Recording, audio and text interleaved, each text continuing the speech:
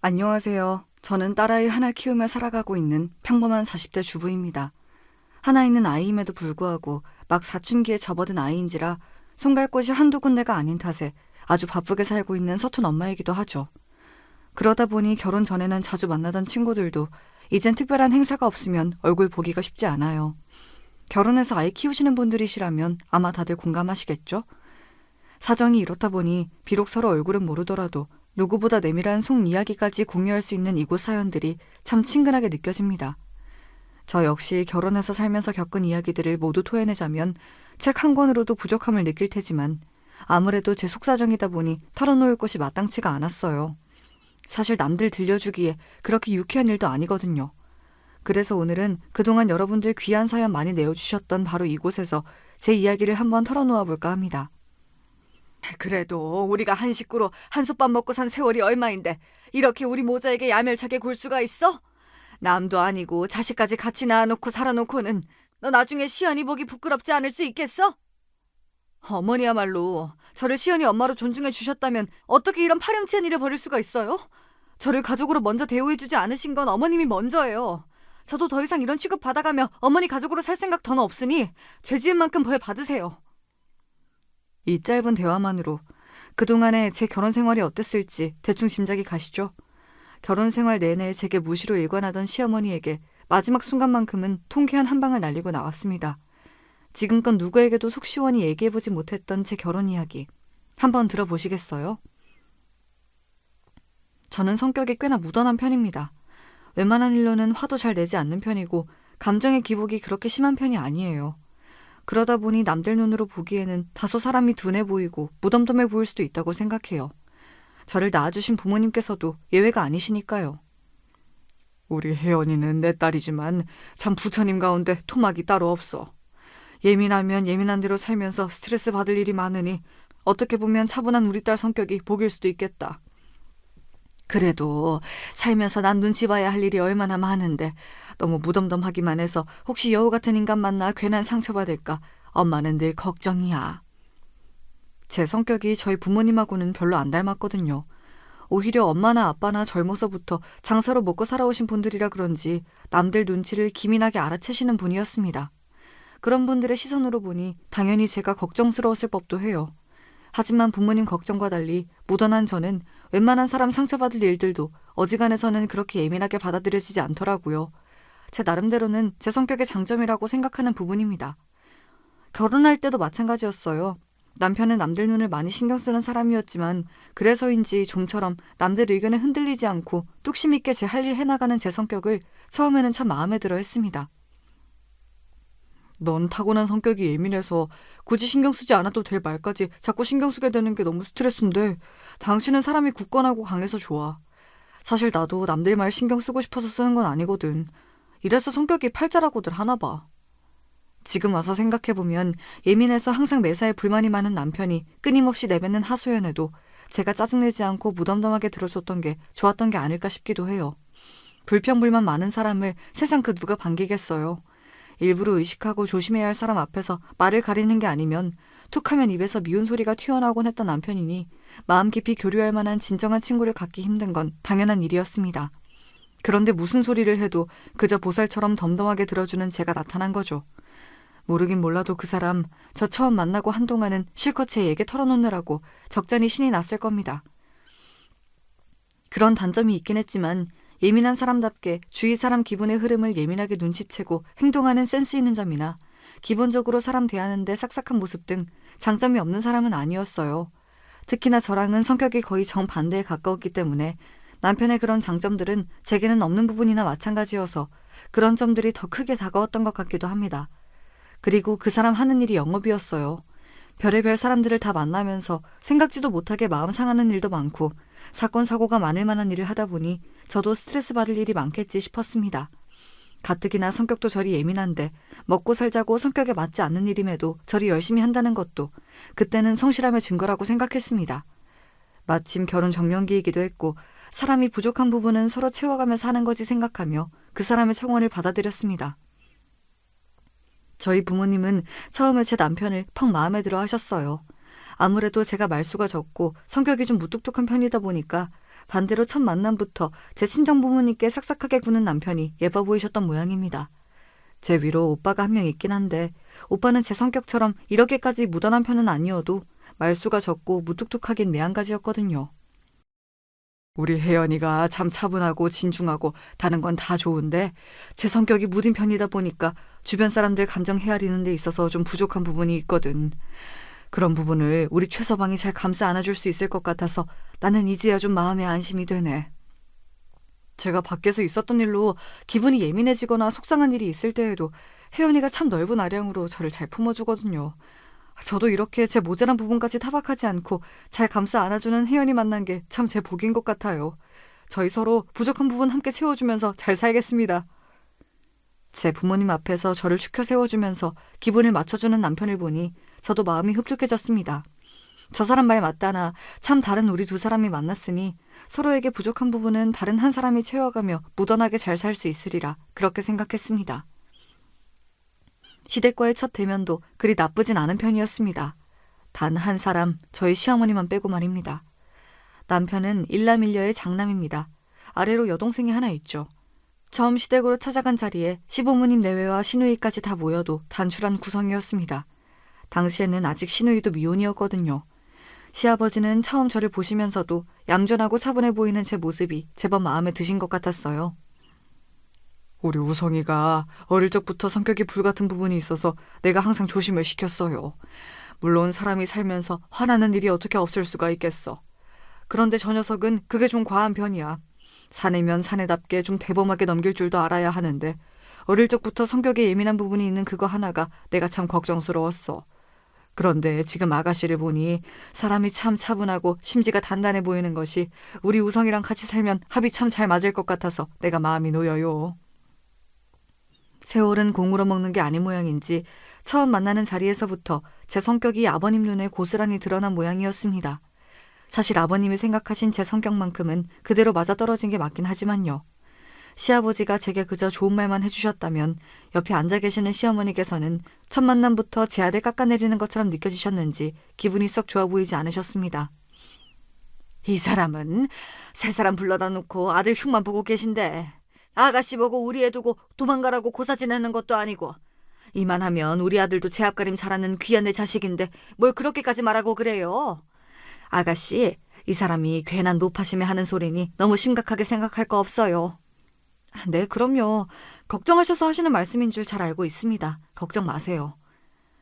이야기를 나누다 보니 시아버지께서 남편 성격에서 걱정되는 부분을 언급하면 시어머니가 득달같이 남편 편을 들어주는 일이 여러 번 반복이 되더라고요. 대충 집안 분위기가 어떻게 돌아가는지 짐작이 되었습니다. 조금 신경이 쓰였던 것은 제 오빠 편을 들어주는 시어머니를 볼 때마다 시누이 표정이 안 좋아진다는 점이었습니다. 이런 일에 그리 예민한 편이 아닌 제 눈에도 그게 눈에 띌 정도면 그 당시에도 시누이가 굳이 제 어머니에 대한 반감을 숨길 생각이 없었던 게 아니었나 싶어요. 결혼을 하고 나니까 그때 시누이 표정이 왜 그렇게 안 좋았던 건지 이해가 되었습니다. 남편의 예민한 성격은 제 어머니를 꼭 빼닮은 거였어요. 시어머니는 작은 일에도 쉽게 화를 냈습니다. 저같이 좀처럼 화내지 않는 사람이 보기에는 세상에 뭐 그렇게 화날 만한 일이 저리도 많은 건지 좀 신기할 지경이었어요. 지나가다 다른 사람이 무신경하게 툭 치고 지나가도 솔직히 좀 기분은 나쁠 수 있더라도 흔히 있는 일이잖아요. 그런데 그런 일 한 번 당할 때마다 저기 저 인간이 자기를 무시했다느니 피해가려면 얼마든지 피해갈 수 있었는데 괜히 저가 만만하니까 심심풀이 삼아 툭 치고 지나갔다느니 별일도 아닌 일에 살까지 야무지게 붙여가며 화낼 이유를 찾곤 하셨어요. 가만히 보니 단순히 치고 지나갔다는 게 문제가 아니라 기저의식에 자격지심이 기본 바탕으로 깔려있는 듯한 느낌이었습니다. 언니야, 시집와서 저런 꼴을 처음 보니 아직은 그냥 신기한 모양인데 나는 정말 저런 성격 때문에 평생 치를 떨며 살아왔어요.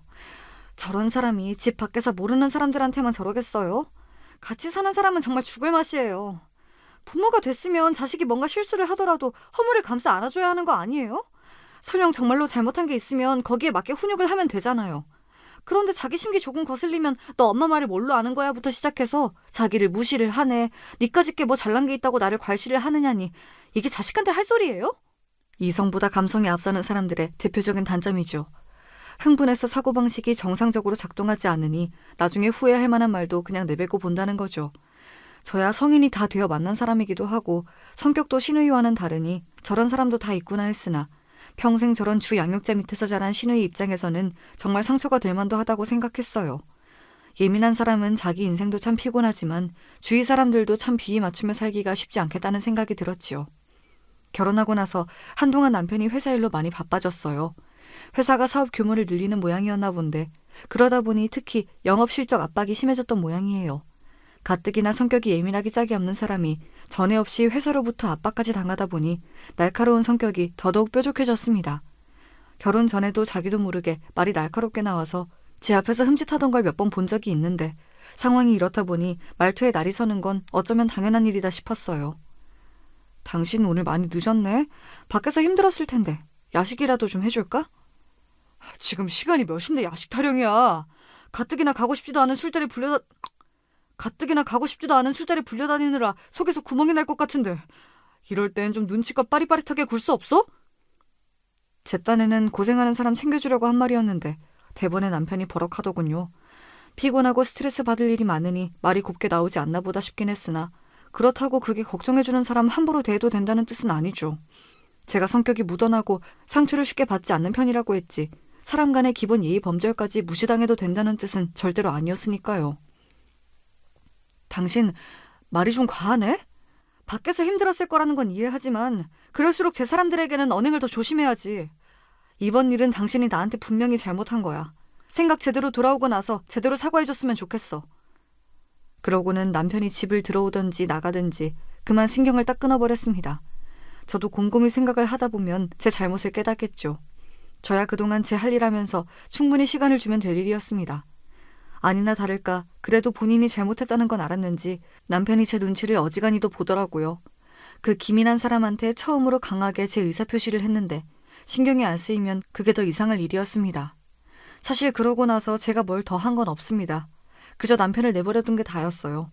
그것만으로도 예민한 사람에게는 대단한 액션을 취한 것 같은 효과가 나오더라고요. 여보, 내가 며칠 전에는 말이 너무 과했지. 회사 일이 고되다는 핑계로 내가 내 감정을 제대로 조절 못한 것 같아. 당신 말대로 밖에서 힘들수록 안에서 내 사람한테는 더 잘해야 하는데 미안해. 화 풀어줄 거지? 그야말로 알아서기는 남편 모습을 보자 대충 이 사람을 어떻게 다뤄야 할지 감이 오더라고요. 무던한 제 성격이 이럴 때 참 좋더군요. 길게 보면 이 싸움의 승자는 항상 제가 될 터였습니다. 남편이 제 눈치를 보는 티가 났던지 시어머니 심기가 매우 불편해졌습니다. 저를 보는 눈이 곱지가 않더라고요. 왜 아니겠어요. 본인은 본인 아들이 세상에서 제일 잘난 사람인 줄 아는데 저 미련 곰탱이 같은 마누라 눈치나 보고 앉았으니 그 불같은 성미에 열불이 안 뻗칠 리가 있었겠습니까? 예, 너 남편 그렇게 기죽이는 거 아니다. 밖에서 고생하는 사람 집 안에서만이라도 마음 편히 지낼 수 있도록 내조를 잘해야지. 너 가만 보면 고민 척하면서 우리 우성이 쥐락펴락하는 게 아주 보통 내기가 아니야. 지금은 그게 네가 이기는 것 같아도 길게 봐서 가정의 평화를 생각하면 그게 현명한 행동이 아니야. 그저 집안 평안하도록 남편 심기에 각별히 신경을 쓰도록 해라.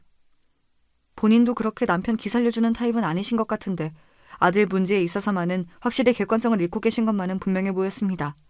내존이 남편 심기니 시어머니 입에서 나오는 그 어떤 단어도 본인과 어울리는 단어가 없다는 걸 알고는 계시는지 모르겠으나 어차피 집으로 돌아가면 안 들어도 될 이야기이기도 하니 그냥 네 대충 대답하고 넘어갔어요. 자기 성격 같으면 혼자서 쌓아도 10대 번은 감정을 쌓을 만한 일인데 정작 당하는 제 반응이 저렇게 심드렁하니 그건 또 그것대로 시어머니 열불을 터지게 만드는 것 같기도 했습니다. 그러나 시어머니 감정은 시어머니 소관이지 제가 어떻게 할 수 있는 건 아니지 않습니까? 매번 저렇게 열내시는 것도 정신 건강에 참 안 좋을 텐데 생각하면서 그 일 역시 무난하게 넘겼어요. 결혼하고 3년 좀 지났을 무렵 저희 부부에게도 귀한 새 생명이 찾아왔습니다. 저희 딸아이인 시연이가 태어난 거예요. 집안의 첫 손자이다 보니 모두 기쁜 마음으로 반겨준 아이였습니다. 신생아가 통잠자기가 쉽지가 않은데 잘 울지도 않고 밥도 씩씩하게 잘 먹는 게 아주 장군감이었습니다.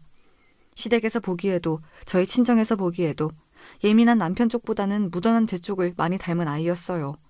솔직히 다행이다 싶었습니다. 남편의 뾰족한 성격의 단점을 그 즈음에는 너무 많이 알고 있기도 했지만 옆에서 지켜보다 보니까 그런 성미 가진 사람들은 무엇보다 자기 스스로가 참 피곤해지더라고요.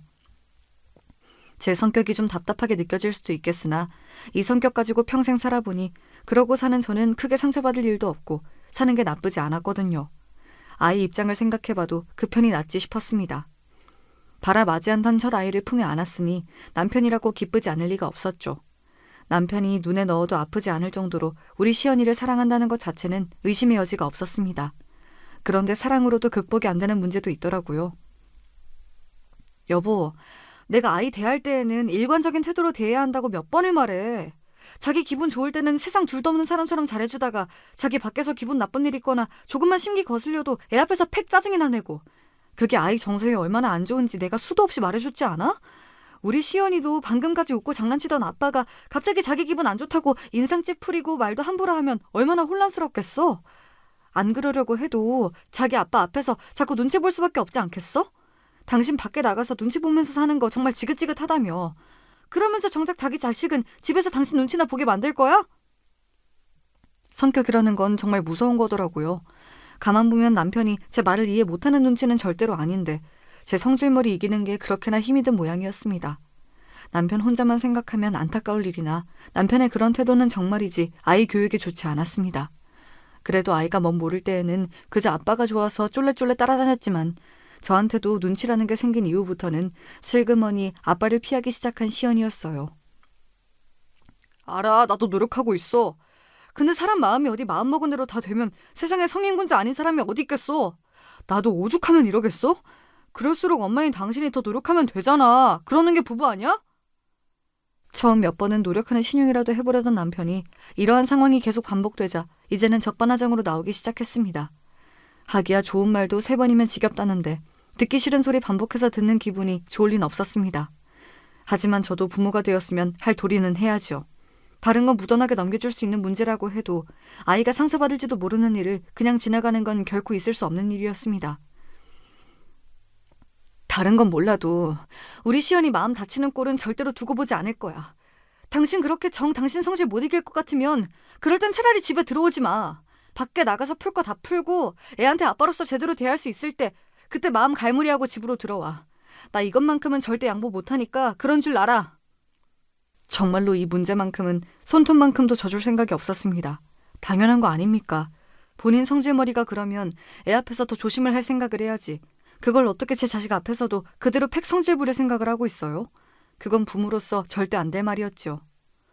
그렇게 쫓겨났다고도 아니라고도 하기 애매한 때에 그 사람이 갈 만한 데가 어디 있겠어요. 결국은 또 제 모친한테 갔겠지요. 성격 똑 닮은 모자이니 서로 제욕하다 보면 시간은 잘 갈 터였습니다. 가뜩이나 본인이 살살 긁어도 넘어올 기미가 없는 저였는데 제 귀한 아들까지 내쳤다고 하니 시어머니가 또 파르륵거리더군요. 너 이제 하다 내 아들을 집에서 쫓아내기까지 하니? 네가 지금 그 정도로 살 수 있는 게 다 누구 덕분인데? 내 아들이 제 몸 갈아가며 뼈 빠지게 벌어다 먹여서 편하게 살고 있으면 받들어 모셔도 모자랄 판에. 이래서 집안에 사람이 잘 들어와야 해. 애초에 좀 있는 자식 며느리로 들였으면 우리 우성이 이렇게 고생할 일도 없이 팔자 피고 잘 살았을걸. 아이고 내 팔자야. 애초에 있는 집 자식이 어머니 아들 같은 사람 뭘 보고 결혼식이나 했겠어요. 하지만 그 말까지 했다간 괜히 또 긁어부스럼 만들 것 같아 잠자코 있었습니다. 자기는 길길이 날뛰고 있는데 또 저는 평소처럼 평온한 얼굴을 하고 있자 시어머니 우라통이 터진 모양이었습니다. 예, 너 지금 시어미가 말을 하는데 태도가 그게 뭐야? 너 정말 내가 그렇게 우스워? 내 아들도 쫓아내더니 이젠 시어미 말도 말같이 들리지가 않는다는 거야 뭐야? 저러다 혈압 터져서 쓰러지는 건 아닐까 싶었습니다. 이번에도 대꾸 안 했다가는 더 큰 난리를 칠 것 같아 제가 차분히 입을 열었어요. 그렇다고 어머님께 한 소리 들었다고 제가 불손하게 굴면 어머니 심기가 얼마나 상하시겠어요. 시연 아빠한테 그렇게 얘기한 건 아이 교육을 위해서 꼭 해야 할 말이었어요. 어머니도 시연이가 정서적으로 불안한 부분 없이 건강하게 잘 자라기를 바라시죠. 요즘 들어 애 아빠가 애한테 하는 태도가 너무한 부분이 많았어요. 길게 보면 결국은 우리 시연이를 위한 일이니까 어머니께서 아량을 보이셔서 조금 더 너그럽게 이해해 주세요. 말이 설명이지 솔직히 달래는 거나 다름없었어요. 다 맞는 말인데도 또 결국 본인이 진 것처럼 느껴졌는지 다시 소리를 지르려는 시어머니를 시아버지가 막아섰습니다. 시어머니가 저렇게까지 말을 하는데도 말귀를 못 알아듣고 잡돌이를 하려고 들어? 어른이 되어서 먼저 잘못한 자식을 꾸중하진 못할 망정 그놈도 이제 애 아범까지 된 마당에 무슨 10살 어린애라도 되는 것처럼 싸고 들어. 싸고 들게. 내가 정말 며느리 보기 민망해서 내가 그놈 그 예민한 성질머리가 언젠간 일을 칠 줄 알았어. 당신도 똑바로 들어. 내 보기엔 당신도 그놈이랑 하는 짓 하나 다를 거 없어. 시아버지 호령에 그제야 시어머니가 깨갱하더라고요. 희한한 게 그래도 시아버지 말씀에는 맥을 못 추는 시어머니였어요. 하기야 그러지라도 않았다면 두 분이 진작 갈라서도 이상할 게 없긴 하죠. 제 딴엔 우리 시연이와 남편 사이가 나중에 돌이킬 수 없는 지경에 이르기 전에 아직 아이가 어릴 때 바로잡을 수 있는 부분은 바로잡고자 남편에게 쓴소리를 한 거였는데 그게 남편 심기를 거스른 모양이었습니다. 남들 보는 눈 신경 쓰는 남편답게 부인이 집에서 내친 것도 자존심이 상하는데 그걸 들은 자기 모친이 제게 한 소리 하는 것까지 아무렇지 않게 넘어간 저이니 그 성질머리에 부하가 치밀어 올랐던 모양입니다. 여보, 내가 당신한테 밖에서 감정 정리하고 들어오라는 건 그렇게 감정을 다스리고 집으로 잘 돌아와서 우리 시연이랑 잘 지내보라는 뜻이었지. 이렇게 당신 멋대로 마음대로 외박하라고 한 소리가 아니야. 이래도 불만이고 저래도 불만이면 도대체 뭘 어쩌라는 거야? 밖에서 힘든 일 있는 것도 한두 번이 아닌데 나라고 화내고 싶어서네? 이만하면 나도 할 만큼 하고 있는 건데 당신은 무슨 불만이 그렇게 많아? 비뚤어지려고 작정이라도 한 인간 같았습니다. 이래서 사람 고쳐 쓰는 게 아니라고 하는 건가 싶었어요. 무엇보다 저로서는 남편의 심리가 당최 이해가 가질 않았습니다. 그럼 앞으로도 이렇게 자기 성질 다스리기 힘들면 저랑 저희 딸 안 보고 살기라도 하겠다는 거예요, 뭐예요? 그렇게 남편이 밖으로 나도는 날들이 많아졌어요. 마음 들 곳이 없어지니 제가 갈 곳이라고는 결국 친정뿐이더라고요. 차마 친정 부모님 걱정시킬까봐 못하던 이야기를 받아주던 건 하나뿐인 오빠였습니다. 오빠, 내가 나 살기 바쁘다고 친정 문제에 너무 관심이 없었지. 자식이라고 달랑 우리 둘뿐인데 오빠한테 부모님 문제 다 밀어놓기만 하고 내가 정말 미안해. 내가 너 어떻게 사는지 모르는 것도 아닌데 별소리를 다 한다. 제 가정 이러고 사는 게 다 그런 거지. 나라고 뭐 크게 다를 것 없어. 원래도 오빠나 저나 말수가 많은 편은 아니었기 때문에 그리 살가운 남매 사이는 아니었지만 아무래도 각자 가정을 이루고 나니 더더욱 둘이서만 얘기할 기회가 없더라고요. 오빠도 저희 친정엄마 통해 대충 제 상황을 듣기야 했겠지만 제게 직접 듣는 저희 시댁 소식은 또 다르게 느껴지는 모양이었어요. 사실 남편이나 시모나 성격이 그 정도일 줄은 몰랐던 것 같았습니다. 제 이야기를 듣는 오빠 얼굴에 어느새 수심이 가득 들어찼습니다. 시연이 아빠가 보기보다 성격이 더 예민한 부분이 많은가 보다. 남자가 그러면 부인이 많이 고생스러울 텐데 네가 중간에서 새우등 터지고 있는 건 아니야? 뭐 눈치를 준다고 내가 일일이 신경 쓰는 성격도 아니고 성질 부려봤자 결국은 자기 손해지 뭐. 결혼 전에는 솔직히 이 정도인지 몰랐지만 이제 시연이도 있는 판에 이제 와서 어쩌겠어. 고칠 건 고쳐가며 살아야지 뭐.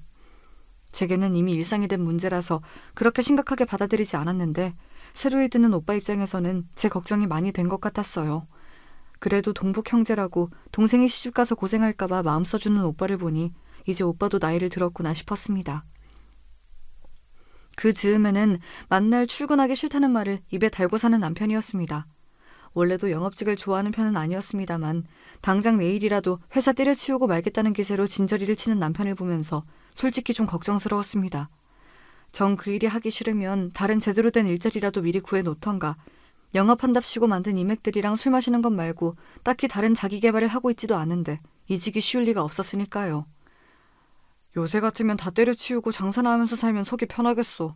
나도 이제 슬슬 나이는 먹고 가는데 언제까지 남의 밑에서 싫은 소리 들어가며 쫓아다닐 수도 없고. 장사라고 뭐 쉬워? 먹고 사는 일이야 뭐 하나 쉬운 일이 없다지만 그래도 회사에서 월급 타서 사는 게 제일 낫지. 그나마 지금은 회사라는 울타리라도 있으니까 꼬박꼬박 월급이라도 나오지. 장사는 초기 자본금도 많이 드는 데다 꼭 성공하는 보장도 없고. 나는 뭐 꿈도 못 꿔보냐? 아, 어디 돈 넣을 구멍 좀 없나? 없는 놈은 만날 없어서 돈 한 푼에 덜덜 떨면서 살고 내가 자금만 있으면 진짜 못할 일이 없는데 당신 남편이 머리 조아려가며 만나는 사장이란 놈들 알고 보면 별거 없어. 저런 놈들도 사장이랍시고 떵떵거리고 사는데 나라고 못할 게 뭐야? 저러다 진짜 헛바람 들까봐 걱정이었습니다. 남자들 사업병이 그렇게 무섭다는데 사업에 돈이 한두 푼 드는 것도 아니고 그것도 다 경력이며 아는 게 있는 사람이나 하는 거지. 평생 월급쟁이로 영업직 일밖에 해본 게 없는 사람이 요새 들어 왜 저렇게 사업 타령인지 모를 일이었어요. 물론 본인이 백날 떠들어봐야 사업할 돈이라고는 먹고 죽으려고 해도 없는 집구석이었으니 그저 저렇게 입으로 스트레스나 좀 풀고 제발 회사에서든 우리 시연이한테든 정신 좀 똑바로 차리고 살았으면 싶었죠. 요즘 들어 부쩍 회사 때려치우고 싶다는 얘기나 사업 얘기를 자주 꺼내는 남편에 대한 이야기가 나오자 오빠가 많이 걱정하더군요. 그게 그냥 말로만 끝나야 할 텐데 사업이라는 게 절대로 그렇게 쉽게 생각해서 될 일이 아닌데. 내 말이 그 말이야. 도대체 어디서 무슨 말을 듣고 저런 헛바람이 든 건지 모르겠어. 그래도 자기가 뭘 할 수 있겠어. 사업이라는 게 돈이 어마어마하게 들어간다고 하던데 우리야 그 사람 월급으로 다달이 살기도 빠듯한걸. 저러다 말겠지 뭐. 그 말에 오빠가 마른 침을 꿀꺽 삼켰습니다. 오빠가 목소리를 낮추더니 제게 얘기하더라고요. 실은 나도 최근에 아버지 일을 정리하는 거 도와드리다가 알게 된 건데 아버지께서 우리한테 물려주실 게 좀 있으신가 봐. 부모님 아직 정정하시니 조만간 무슨 일이 있지 않겠지. 하지만 네 말대로 지금이야 어디 비빌 데가 없으니 그저 말뿐이라고 해도 생각지도 못한 목돈이 너한테 생겼다는 말 들으면 어떻게 반응할지 몰라. 사람이라는 게 돈 앞에서는 어떻게 나올지 알 수가 없더라. 내가 이런 말 한다고 너무 서운하게 생각하지 말고 오빠로서 혹시나 하는 노파심에 하는 말이니까 조심은 해두는 게 좋을 것 같아서. 저희 친정 부모님이 두 분 노후 준비가 되어 있으시다는 건 알았는데 저희 남매한테까지 유산으로 돌아올 만한 재산이 있는 줄은 몰랐습니다. 얘기 들어보니 그동안 오빠도 몰랐던 것 같고요. 평범한 중산층 가정에서 자란 저희이니 당연히 그렇게 생각할 법했어요. 저희 친정 부모님도 다 키운 자식들에게 경제적으로 기대지 않으셨고 그건 저희 역시 마찬가지였거든요. 몰랐던 소식을 들어서 조금 놀라긴 했으나 오빠 말에 기분이 나쁘진 않았습니다. 그동안 제가 들은 남편과 시어머니 이야기를 종합해보면 오빠가 저런 결론을 내리는 것도 무리는 않을 테니까요. 거기다 오빠 걱정에 타당한 부분도 있었죠. 제가 부모님께 얼마나 받을 수 있을지는 알 수 없더라도 가뜩이나 회사 관두고 싶다는 말을 달고 사는데 제 주머니에 돈이라도 들어오면 과연 그 앞에서 남편이 평정심을 유지할 수 있을지 당장 저조차도 의심스러웠으니까요. 오빠와 그런 이야기를 주고받을 때까지만 하더라도 유산에 대한 이야기를 전혀 실감하지 못했어요. 친정 아버지께서 그렇게 갑작스럽게 떠나실 줄 알았더라면 아버지 얼굴 한 번이라도 더 뵈러 갔어야 하는 건데 하나뿐인 딸로서 부족함이 많았던 것 같아 가슴이 많이 아팠습니다. 정말이지 상상도 하지 못했던 비극적인 사고였습니다. 갑작스러운 아버지의 사고 소식에 온 친정 식구들이 슬픔에 잠겼으나 그래도 길게 고통받지 않으시고 일찍 편안해지신 거라고 생각하자며 미어지는 가슴을 부여잡고 애써 서로를 다독였습니다. 당연히 저희 집안의 유일한 사위이니 남편도 상주로서 함께 빈소를 지켰어요. 아버지가 그동안 쌓은 인망이 좋으셔서인지 3일장 내내 조문객이 끊이지 않아 저희 가족은 아버지를 보내드린 슬픔에 온전히 잠겨있을 여유가 없을 정도였습니다. 워낙 찾아오시는 분들이 많으시니 그분들 하시는 말씀을 저희가 다 듣고 있을 새도 없었고요. 아무래도 그때였던 것 같아요. 생각지도 못하게 제 부인이 제 장인으로부터 거액의 유산을 물려받을지도 모른다는 소식을 듣게 된 건 말이죠. 아까 장인어른 옛날 동료분께서 하시는 말씀을 들어보니까 장인어른께서 예전에 투자해둔 변두리 건물이 시세가 많이 올랐다고 하시더라고. 당신 왜 그런 얘기 안 했어? 나도 몰랐으니까. 나나 오빠나 우리 엄마 아빠한테 그런 거 바란 적 없어. 돈 얘기 중요하다는 거 나도 아는데 우리 아직 상중이야. 나중에 정리를 할 때 하더라도 아버지 가신 지도 얼마 안 됐는데 나 이런 얘기하는 거 불편해. 가뜩이나 장래 내내 거의 밤을 새다시피 해서 신경이 곤두서 있었는데 은근슬쩍 유산 욕심을 보이는 남편이 마뜩치 않아 말이 곱게 나가지 않더라고요. 본인 부모여도 상중에 나한테 저런 소리를 할까 싶어 솔직히 좀 실망스럽기도 했습니다.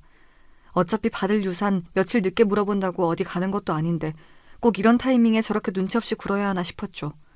평소에는 그렇게 남들 눈치를 살피면서 돈 욕심 때문에 그런 생각도 못하는 건지 아니면 할 필요도 없다고 생각하는 건지 하여튼 마음에 드는 게 하나도 없었어요.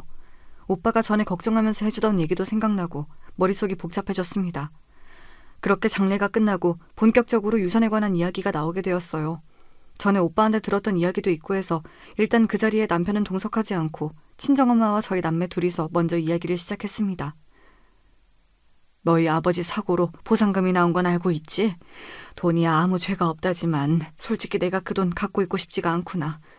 나야 지금 사는 이 집도 있고 나 죽을 때까지는 모자라지 않을 만큼 그 사람이 생활비도 남겨줬고 너희한테 따로 얘기는 한 적 없는데 예전에 너희 아빠가 거래하던 사업체가 부도가 나는 바람에 현금 대신 부동산을 하나 받은 적이 있어.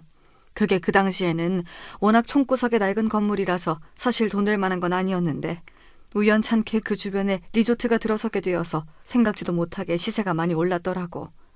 우리가 다른 건 가진 게 없고 줄 거라고는 그거 하나뿐이라 이참에 보상금 나온 거랑 같이 너희들한테 나눠줄까 한다. 남편이 들었다던 얘기와 거의 비슷했습니다. 자식들도 모르는 이야기를 어른들끼리는 잘도 아시는구나 싶었습니다. 저희 남매가 그동안 부모님 재산이 관심이 없어도 너무 없기도 했고요. 그렇게 조용히 고개만 주걱거리던 저희 남매는 친정엄마가 말씀하신 유산 규모에 그만 입이 떡 벌어졌어요. 14억이요?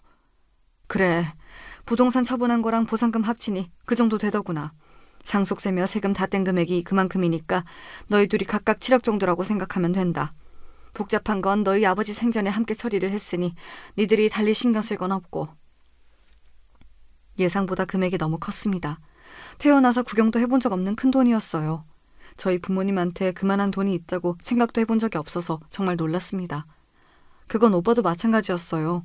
돈이야 많으면 많을수록 좋은 거지만 아버지가 갑작스레 가시게 되어 받은 돈이라 생각하자 명구스럽기도 했습니다. 친정집을 나서면서도 아직도 정신을 못 차리고 있는데 오빠가 대뜸 제 어깨를 부여잡았습니다. 혜연아, 오빠가 했던 말 기억하고 있지? 대본에 무슨 뜻인지 알아들었어요. 오빠의 걱정이 현실이 되었으니 제게 당부의 말을 하는 것도 무리가 아니었습니다. 저는 마른 침을 꿀꺽 삼키고는 오빠에게 다부지게 고개를 끄덕였습니다. 그러고 며칠 고민을 하긴 했습니다만 그렇다고 언제까지 남편한테 아버지 유산 얘기를 하지 않을 수만은 없었습니다. 제 눈치만 살피고 있긴 했지만 은근히 유산에 대한 이야기에 이미 관심이 쏠려있던 남편이었어요. 모르면 모를까 자기도 들은 게 있는데 제가 아무 말 않고 있으니 저도 어지간히 속이 탔을 겁니다. 아버지 유산 말인데 우리도 몰랐는데 아버지 앞으로 되어 있던 건물을 처분하셨나 봐. 그게 값을 잘 받아서 생각보다 받을 게 많은 것 같고. 얼마나 되는데? 오빠랑 똑같이 나눠서 7억 정도 된대. 7억? 남편 눈이 튀어나오는 줄 알았습니다. 왜 아니겠어요. 7억이 한두 푼도 아니고 생각지도 못했던 거에게 남편 눈이 번들거리는 것이 불안했습니다. 하지만 남편이랑 계속 같이 살지 않을 것 같으면 몰라도 앞으로 쭉 같이 살 거면 말을 하는 게 맞긴 했어요. 제가 반대 입장이라도 남편이 유산에 대한 얘기를 안 하면 괘씸하게 느껴졌을 테니 아버지 유산에 대해 말한 것 자체는 잘못이라고 생각하진 않습니다. 제가 유산에 대한 말을 한 지 겨우 하루밖에 지나지 않았는데 시어머니가 저희 집으로 찾아오셨어요. 어찌나 사이 좋은 모자인지 곳에 그 얘기를 미주알 고주알 다 털어놓은 모양이었습니다. 너 그렇게 큰 돈이 생겼다면서 어떻게 나한테 한마디도 안 할 수가 있니? 이게 어디 보통 일이니? 당연히 집안 어르신들한테 말씀을 드려야지. 제 아버지가 저 주신 돈인데 제가 그걸 왜 시모한테 보고해야 합니까? 두 모자가 무슨 말을 했는지 정확하게는 알 수 없어도 결코 좋은 방향이 아닐 거라는 것 정도는 그간의 행태로 충분히 알 수 있었어요.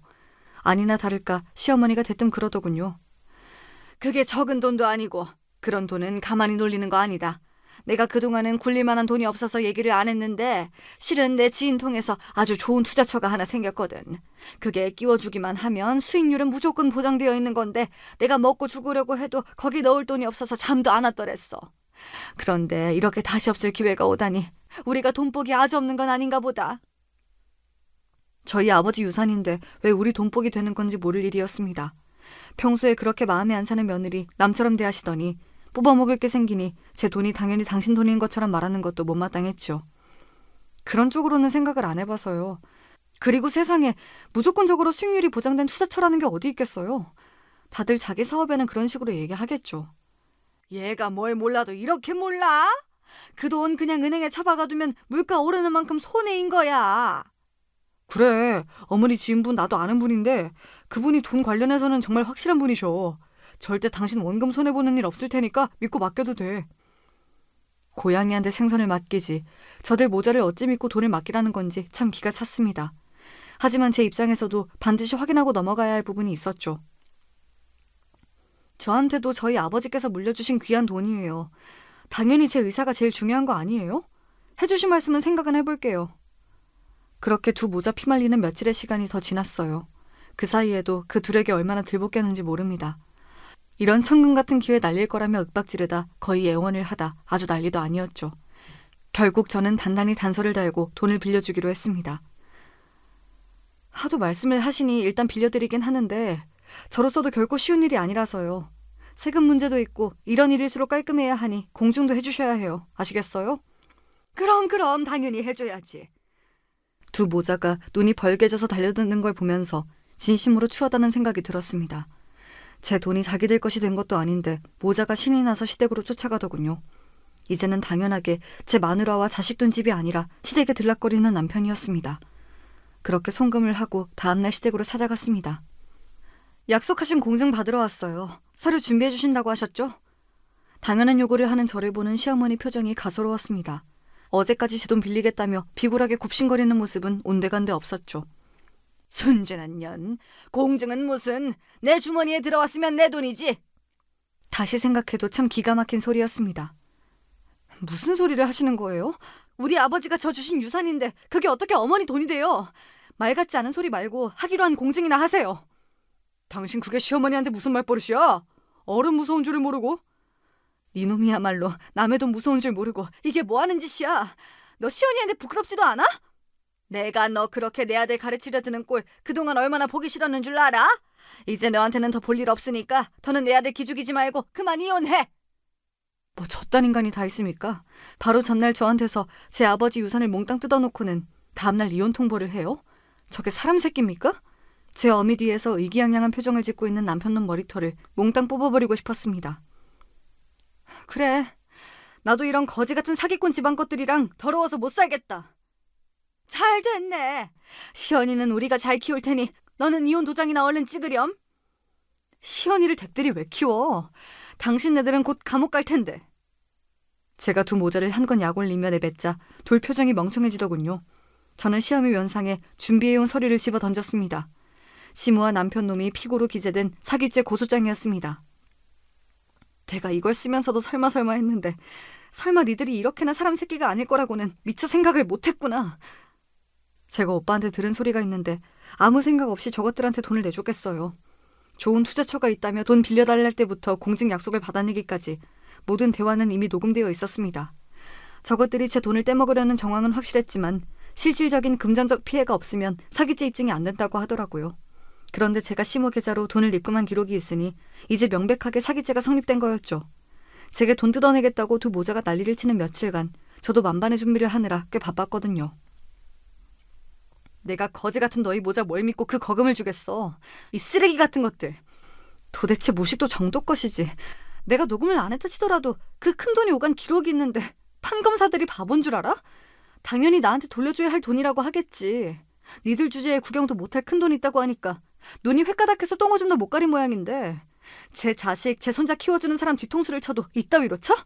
그것도 아버지 비명에 가신 지 며칠이나 됐다고. 니들이 그러고도 사람 새끼야? 내가 이것들 버르장머리를 고치고 말 테니까 감방에서 아주 비참하게 한번 살아봐. 그제야 일이 잘못 돌아가도 단단히 잘못 돌아가는구나 싶었던지 남편놈이 다짜고짜 무릎을 꿇고 제 바지가랑이를 부여잡았습니다. 여보, 내가 잠깐 돌았나 봐. 나는 엄마가 목돈 벌 기회가 있다고 하길래 우리 시연이랑 당신 생각해서 그런 거였어. 씨알도 안 먹힐 소리에 놈싸대기를 있는 힘껏 내리쳤습니다. 우리 아빠 유산 다 빼먹고 이혼하란 네 어미 소리에 팔짱이나 끼고 있던 놈이 어디서 입에 침도 안 바르고 거짓말이야. 너 같은 사기꾼 새끼랑 절대 우리 시연이 같이 못 끼워. 너 그간 아비노릇 제대로 안 한 거, 밖으로 나돌면서 양육 의무라고는 쥐똥도 이행 안 한 거 다 이혼 사유니까 네 놈이 그리 원하는 대로 유책 배우자로 걸고 소송해 주마. 그거 아니더라도 전과자 사기꾼 아비한테 친권이고 양육권이고 꿈도 못 꾸겠지만 네 놈 면접 교섭권도 다 박탈될 테니 우리 모녀 앞에 나타날 생각 마. 여보, 잘못했어, 여보! 감옥이라니. 겨우 하루 통장에 돈 넣어놓은 건데 감옥은 무슨 감옥이야. 난 감옥 못 가. 어디 판사 앞에서도 그렇게 씨부려 보시던가. 더러운 인연 먼저 끊어주겠다니 내 속이 다 시원하다. 말년에 아주 좋은 꼴 보시겠네. 제가 아무리 부처님 가운데 토막이라도 제 친정아버지 목숨까지 포함된 유산까지 가로채서 저를 기만하려던 범죄자까지 용서해줄 수 있는 등신은 아니었습니다. 이미 제 아버지 교통사고 사망금을 눈독 들였던 그 시점에서 남편에 대한 기대치는 모조리 사라졌으니까요. 그런 인간을 아비로 두느니 차라리 아빠 없이 키우는 게 우리 시연이 미래를 생각해도 맞는 일이었어요. 사기 피해 금액이 7억 원이나 되었으니 두 사람 죄질이 결코 가볍지 않았습니다. 우리나라 경제사범 형량이 높은 편이 아니라서 초범인 두 사람이 정말로 감옥살이를 하진 않았으나 둘 다 꽤 오랜 시간 구치소에서 고생해야 했어요. 물론 전 시무에게 돈을 송금하자마자 동결 신청을 했기에 7억은 고스란히 돌려받을 수 있었습니다. 그 둘이 구치소에서 모진 고초를 겪는 동안 이혼 소송도 전적으로 제게 유리한 방향으로 마무리되었습니다. 당연히 시연이 친권과 양육권도 제게 돌아왔습니다. 말할 것도 없이 전 남편과 전 시무의 면접 교섭권은 박탈되었어요. 뒤늦게 제 부인과 아들 만행을 듣게 된 전 시아버지가 눈물로 제게 읍소했으나 제 마음을 돌릴 순 없었습니다. 그저 가끔 우리 딸 얼굴 보여드리는 게 제가 베풀 수 있는 최대한의 인정이었어요. 뒤늦게 소식을 전해들은 시누이 또한 경악했으나 그 둘에 대한 동정심은 찾아볼 수 없더군요. 솔직히 놀랍지도 않네요. 언니가 고생 많았어요. 이제 그런 거지 같은 인간들이랑 엮이지 말고 언니도 언니 인생 살아요. 그렇게 오래 구치소 신세를 졌는데 전과가 없다 한들 그 두 사람 남은 인생이 평탄할 리가 없었습니다. 전 남편은 직장에서 해고되었습니다. 그렇게 다니기 싫다고 연부를 외던 직장인이 뭐 잘된 일이네요. 전 시모야 더했죠. 아줌마들이 얼마나 소문에 민감한데 구치소 신세까지 진 노인네를 저들 사이에 끼워주겠어요.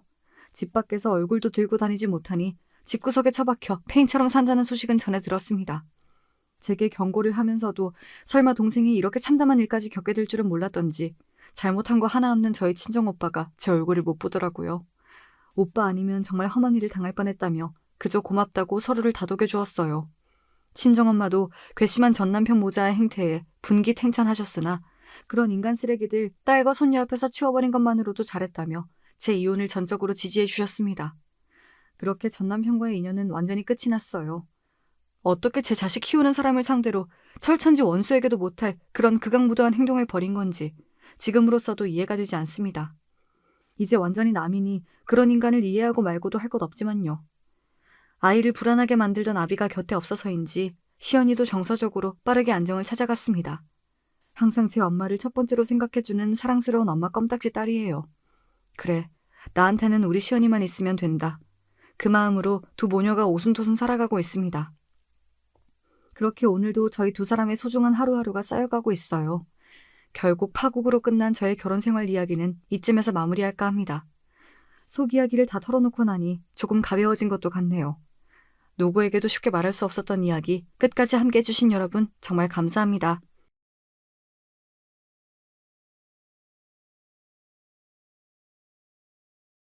안녕하세요. 하루 종일 날씨가 흐릿한 날 경기도 모처에서 제 이야기를 사연으로 보내보고자 컴퓨터 자판을 두드려 봅니다. 겉으론 그저 평범하게 나이든 아줌마에 지나지 않아 보이는 저에게도 나름의 사연이란 게 있었죠.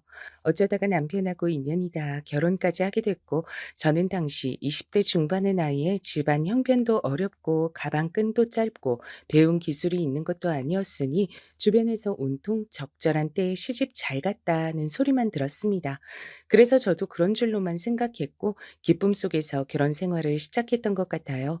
남편은 성격이 좀 변덕스러워서 맞추기가 여간 까다로운 것이 아니었으나 감내할 만은 했습니다.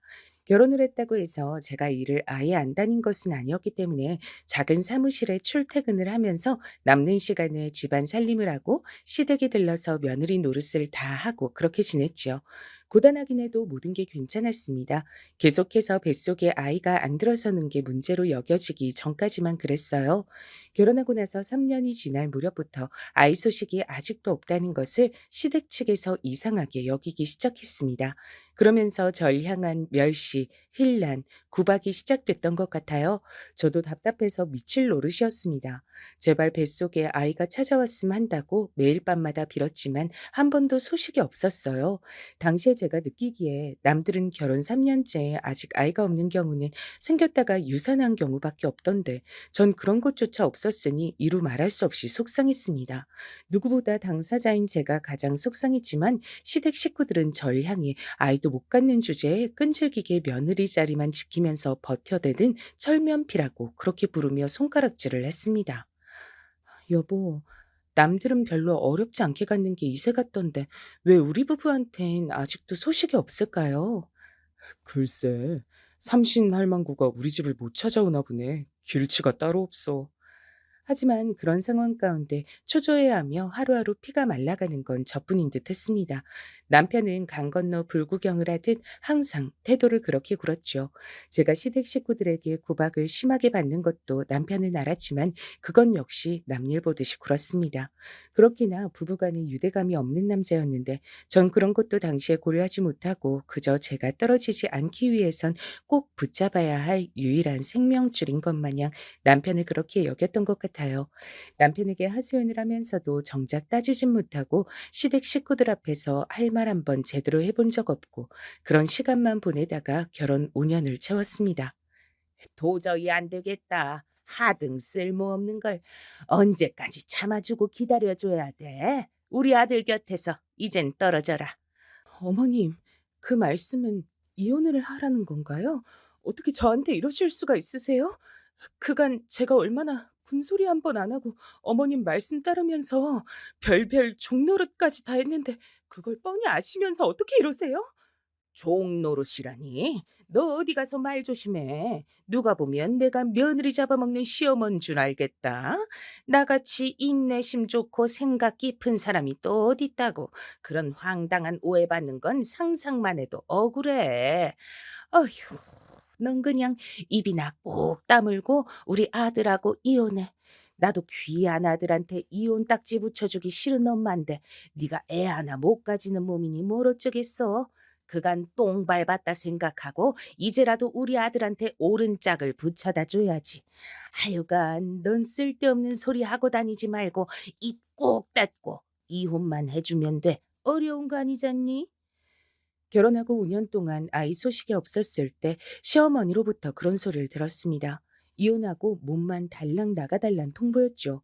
남편의 재혼에 걸림돌이 되면 안 되니까 이혼하면서 입을 가만히 닥치고 꺼져달란 요구까지 함께였습니다.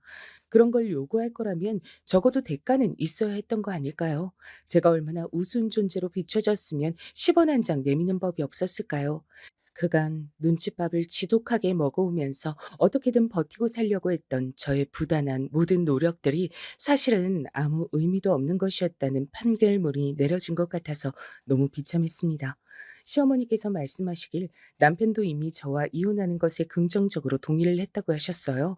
거기까지 듣고 나자 견딜 수가 없어진 전 극심한 스트레스 때문이었는지 복통을 호소하며 쓰러졌습니다.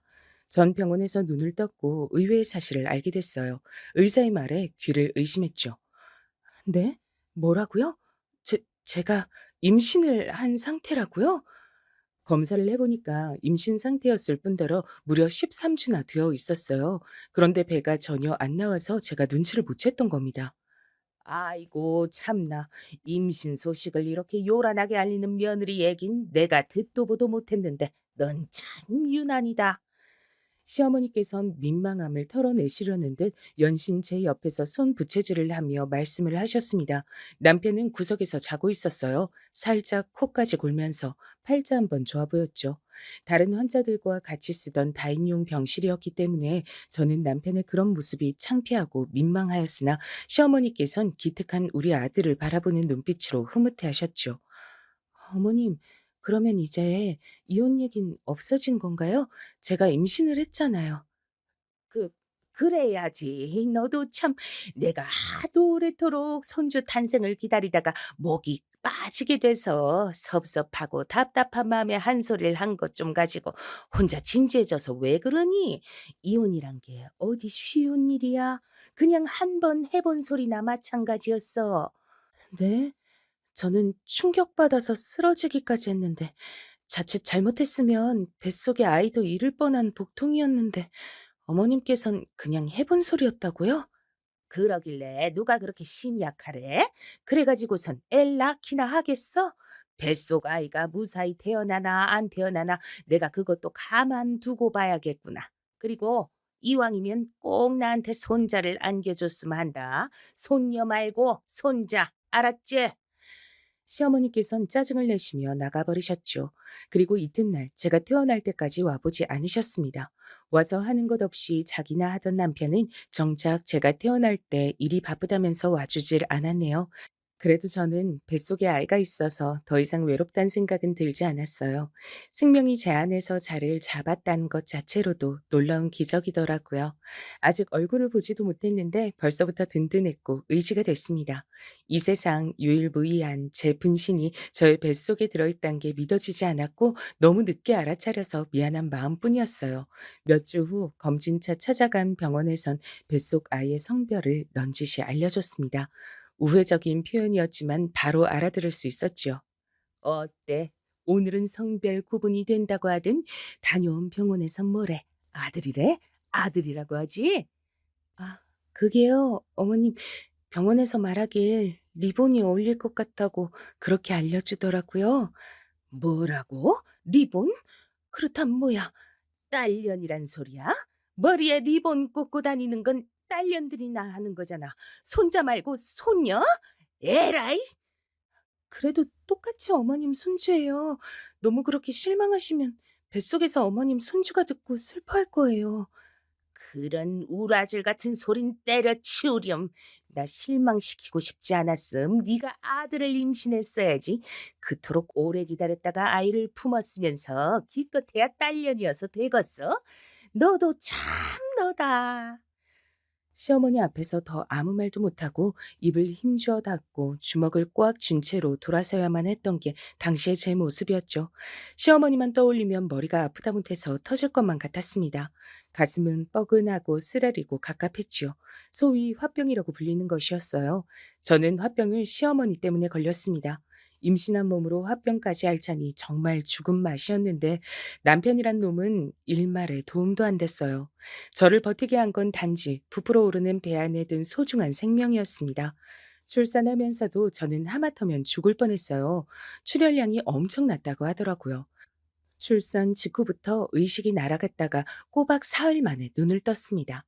사람이 죽다 살아났는데도 안 죽을 줄 알았다, 살았음 됐지 정도의 반응이나 보이던 시댁 식구들과 남편, 그 누구도 저를 위해 눈물 한 방울 흘려주지 않았더라고요. 하지만 세상에 태어나서 손가락을 꼬물거리던 귀여운 제 아기를 본 순간 온갖 부정적인 감정이 다 날아가는 듯한 기분이 들었습니다. 제 딸 수정이는 존재만으로도 절 힘나게 하는 아이였습니다. 아들이 아니면 뭐 어떤가 싶었어요. 저도 어차피 딸로 태어나 살아본 적밖에 없었으니 같은 여자로서 수정이와 잘 통하는 모녀 관계가 될 것 같았습니다. 애지중지 길렀어요. 절 향해 배시시 미소를 짓는 수정이를 보면 세상의 모든 근심이 씻겨 내려가는 듯 했습니다. 그리고 수정이는 아기 때의 얼굴이 친탁을 한 외모였어요. 시어머니께서 의심의 여지 없이 당신의 친손녀라고 인정하실 수밖에 없었을 정도였습니다. 얼굴이 시댁 식구들과 완전히 똑같은 계열이었거든요. 그 덕분에 시어머니께선 농담으로라도 수정이가 당신의 친손녀가 아닐지도 모른다는 가설을 제기하지 못하셨습니다. 이래서 시도둑은 못한다는 말이 나왔나 보더라고요. 얼굴은 신기할 정도로 친탁을 했지만 그 외에는 전부 그렇지 않았어요. 수정이는 그 어느 쪽도 닮지 않았고 자기만의 독자적인 성향을 구축해가는 아이였습니다. 수정이가 초등학생 때부터 이미 제가 심적으로 의지를 많이 했으니 얼마나 똑부러지고 영민한 아이였는지 두말할 필요도 없겠지요. 전 시어머니께서 수정이에게 이런 말씀을 하셨던 순간이 두고두고 안 잊혀져요. "예, 수정아. 넌 동생 안 갖고 싶으니? 남동생이 있으면 좋을 것 같지? 할미 생각은 그런데 우리 수정이 남동생 안 갖고 싶을까?" 제 쪽을 힐끗 눈짓하면서 그러셨어요. 제가 둘째를, 그러니까 아들을 못 낳고 있다는 것을 비난하시고 눈치를 주고 싶으셔서 시어머니께서 그렇게 구시는 것이었는데 여느 때처럼 저는 화병으로 타들어가는 속만 붙잡으며 애써 외면을 했건만 수정이는 똘망똘망한 눈빛과 목소리로 이렇게 대답을 하더군요. "안 가지고 싶어요." "수정이 얘가 왜 이럴까? 넌 그러면 평생 동생이 안 생기고 너 혼자여도 괜찮단 소리야?" "네. 동생 없어도 괜찮아요. 할머니는 안 괜찮으신 거예요?" "이 할민 당연히 안 괜찮지. 수정아, 집안에 원래 딸만 있으면 안 되는 법이야. 아들도 있어야지. 너 혼자 이렇게 외동딸로 계속 자라면 우리 집안은 어떡하라고. 우리 집안의 대가 끊길 수도 있어. 되는 남자가 있는 법인데, 그니까 얼른 아들이 생겨야 좋은 거다. 이 할미가 우리 수정이한테 얼마나 남동생을 만들어주고 싶은지 몰라. 네 엄마가 협조를 안 해줘서 그렇지." 할머니, 그러면 할머니가 낳으세요. 우리 엄마한테 남동생 낳으라고 하지 마시고 할머니가 낳으시면 되잖아요. 수업 시간에 선생님이 그랬는데 원래 필요하다고 직접 말을 한 사람이 행동하고 실천을 해야 맞는 거래요. 그게 바로 솔선수범이라 그랬어요. 저 잘 배워왔죠? 시어머니께선 귀가 터질 듯 붉게 달아오른 채였고 전 놀란 가슴이 미친 듯이 뛰고 있었습니다. 어른들을 놀라게 만든 제 딸 수정이는 정작 태연자약하기만 했죠. 수정이 때문에 저는 놀라는 일의 연속이어서 심장이 남아나질 않았는데 그러면서도 한편으로는 속이 어느 정도 시원해졌던 게 사실이었어요. 화병으로 뭉친 것들이 때마다 풀리는 감각이었습니다. 수정이가 자랄수록 영특해져서 도저히 당신께서 이겨먹을 수가 없자 시어머니께선 이 점을 몹시 분하게 여기셨어요. 도대체 애 교육을 어떻게 시키는 거야? 네가 애한테 나만 보면 비꼬고 놀려먹으라고 지시를 내린 거 아니야? 애를 단단히 그런 식으로 잘못 교육시켜 놓은 거 아니냐고? 어머님, 매번 저한테 애 교육 문제로 이렇게 말씀을 주셔봤자 소용이 없어요. 수정이는 워낙 애가 알아서 잘하기 때문에 제가 건드릴 것도 없고요. 제가 어린 자식한테 뭐 자기 할머니한테 대들라고 가르칠 이유도 없습니다. 그럼 네가 시킨 것도 아닌데 매번 애가 저렇게 나만 보면 어떻게든 날 이겨먹고 내 혼을 쏙 빼놓는다는 게 말이나 돼? 애가 타고나길 저런 거라고? 그렇다면 필시 널 닮아서 저런 것이겠구나. 네가 날 원망하니까 애가 그 점을 빼닮은 채로 태어난 게야. 너랑 반박이니까 당연히 네 책임이지. 저는 어머님께 이만하면 순종적인 며느리로 살아왔다고 생각하는데 아이가 절 닮았다니요. 그건 말도 안 되는 억측이세요. 애가 널 안 닮았음. 그럼 누굴 닮아서 저러는 건데? 설마 우리 아들? 에이, 그건 아니지. 우리 아들은 말주변이 썩 대단치도 않은데.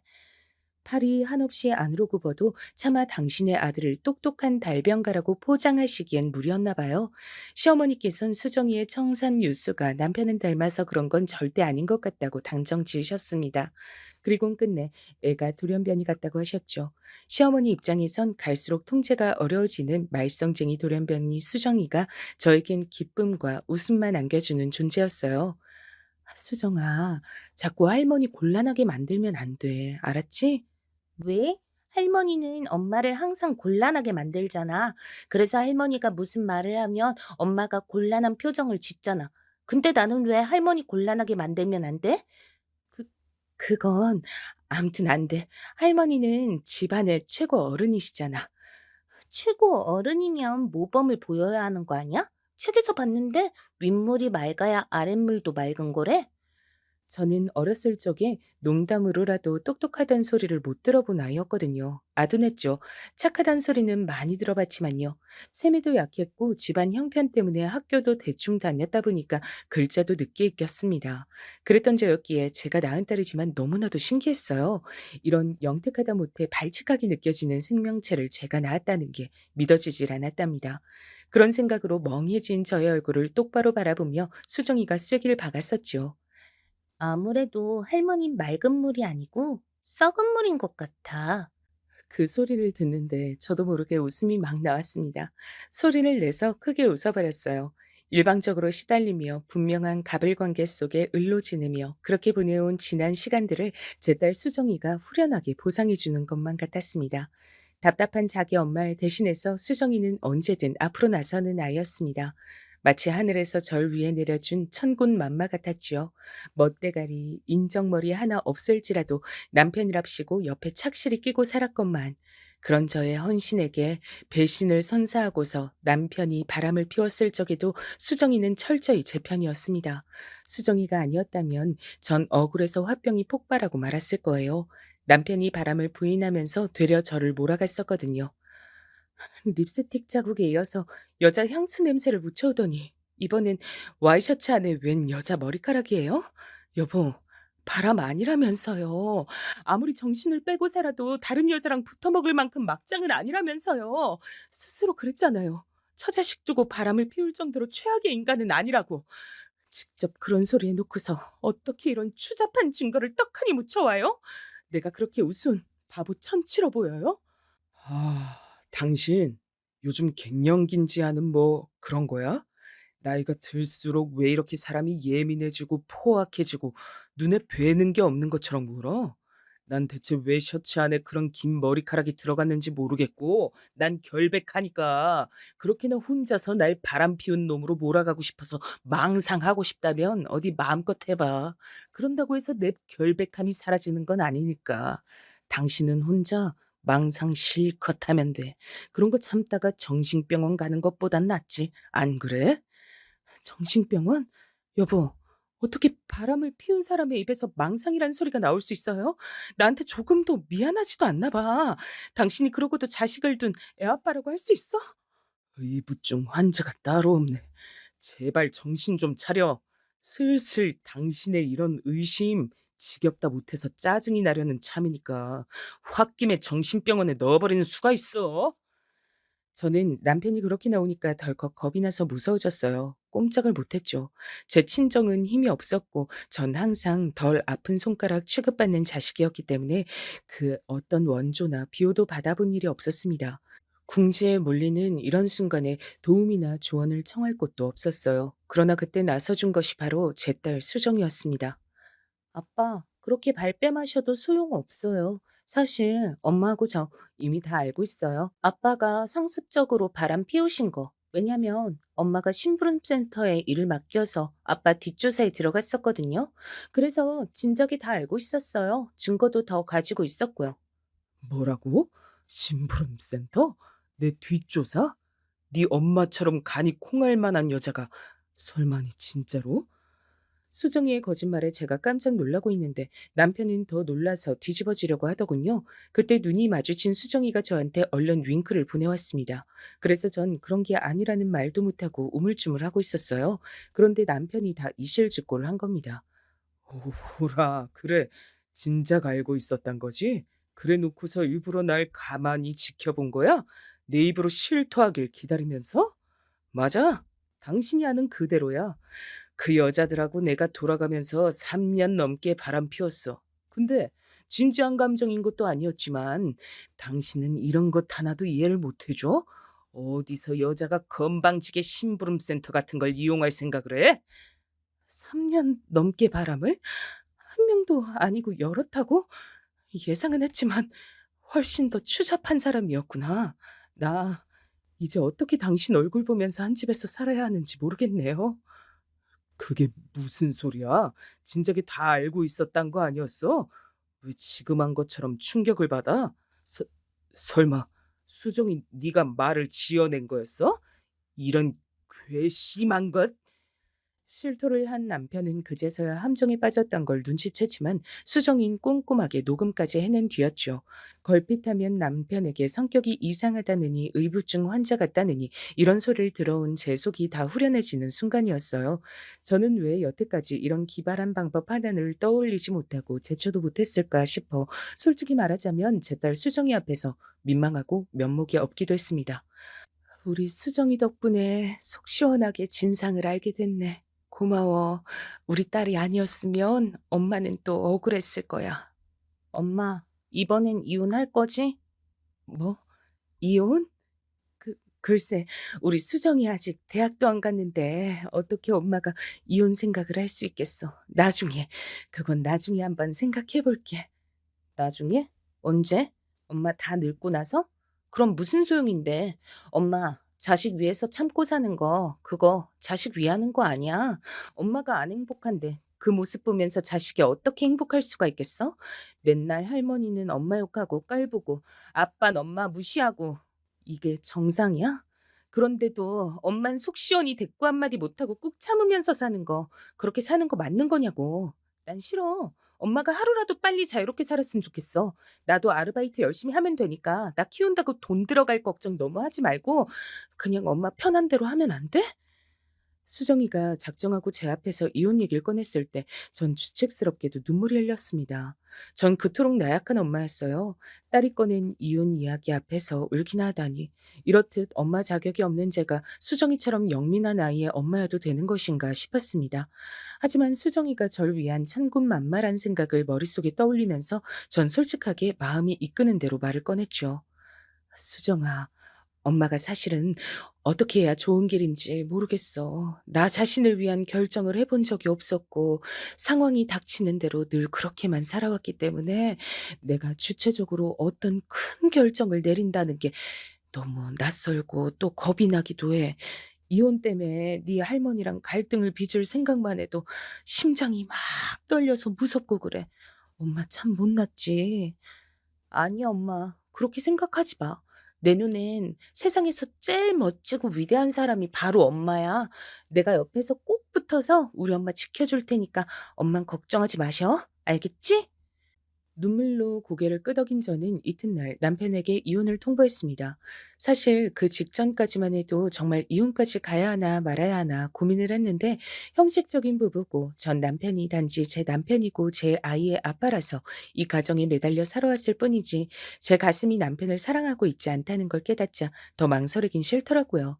남편은 제 예상을 뒤엎고 흔쾌히 이혼에 동의를 해주었습니다. 그 이유가 황당하긴 했죠. 어디 나 없이도 잘 사는지 두고 보자. 분명 후회하겠지. 그런 소리를 자신 있게 뱉더군요. 덕분에 이혼할 수 있었네요. 불과 며칠도 안 지나서 후회로 몸부림친 건 제가 아니라 그쪽이었습니다. 내가 잘못했어. 먼저 이혼하자고 한 게 괘씸해서 홧김에 응했는데 내 본심은 그게 아니었어. 이혼할 생각은 추호도 없었다고. 우리 다시 합치자. 나 이제 바람도 안 필게. 집안일도 도울게. 수정이한테도 신경 좀 쓰고 그럴게. 어? 이미 떠나간 버스에다가 손을 그렇게 흔들어봤자 뭘 하겠나요. 버스는 이미 다른 정류장으로 갔어요. 저를 찾아와서 용서를 비는 전 남편의 모습을 보며 저는 묘한 승리감을 맛봤죠. 수정이가 아니었다면 평생 못 느껴봤을 기분이었습니다. 저란 여자가 설마 전 남편 앞에서 말을 그렇게 초연하게 뱉으며 거절을 할 수 있을 거라곤 그 이전엔 상상도 못 해본 바였어요. 심장이 막 떨렸으나 기분만은 상쾌했네요. 구질구질하게 매달리던 전 남편은 그렇게 떨쳐냈는데 관건은 전 시어머니였습니다. 건방지게 우리 아들한테 먼저 이혼장을 날렸길래 객기를 부리나 했더니 그게 아니라 진짜로 진심이었어? 수정이하고 둘이 살겠다고 얻은 이 원룸 꼬라지를 보니까 너무 가짜나서 말문이 막힐 지경이구나. 저희 둘이 짧게 살기엔 더없이 괜찮은 곳이에요. 그건 네 생각이지. 수정이가 이제 내일 모레면 성인인데 이딴 코딱지만한 데서 사는 게 말이나 되니? 구질구질한 네 수준에 맞춰 네가 자식도 끌어내리는구나. 처음부터 너는 수준이 영 아니었지. 그래도 순박하게 생겨먹어서 말은 잘 듣고 애는 잘 낳게다 싶었는데 못 하나 들어맞지를 않았으니 너만 아니었음 우리 아들은 괜찮은 여자와 결혼해서 나한테 손자도 둘 셋쯤 안겨줬을 텐데 너 때문에 모든 게 틀어졌어. 애초에 네가 화근이었어. 말씀을 이어갈수록 분에 차셨던 건지 시어머니께선 화가 나서 몸을 떠시더니 제 뺨을 때리셨어요. 몸에 새겨진 시어머니에 대한 공포로 전 굳어버렸고 한 번 더 제 뺨을 때리시는데도 방어하지 못했죠. 두 번째로 맞은 제가 방바닥에 주저앉자 시어머니께선 그대로 제 머리채를 잡고 흔드시며 소리를 지르셨어요. 전 무서워서 몸을 떨며 이리저리 휘둘리고 있었습니다. 그리고 바로 그때 수정이가 집으로 왔던 거예요. 시어머니께선 깜짝 놀라서 멈추셨고 제가 슬쩍 뜬 눈으로 본 광경은 수정이가 거침없이 다가와서 시어머니의 뺨을 후려치는 것이었습니다. 수정아, 네가 어떻게 이 할미의 뺨을... 내가 분명히 경고하는데 한 번만 더 우리 엄마 때리면 내가 진짜 당신 가만 안 둘 거야. 그리고 나 당신 손녀 아니야. 난 그냥 우리 엄마 딸이야. 그러니까 나한테 아는 척 하지 마세요. 충격에 빠진 시어머니께서 힘없이 돌아가던 그 뒷모습은 평생 잊혀지지 않을 장면이었습니다. 전 수정이를 끌어안고 고맙고 미안하고 속상해서 그날 펑펑 울었죠. 제가 아무래도 제 인생의 구원자를 직접 낳은 것 같다는 생각밖엔 들지 않았던 것 같아요.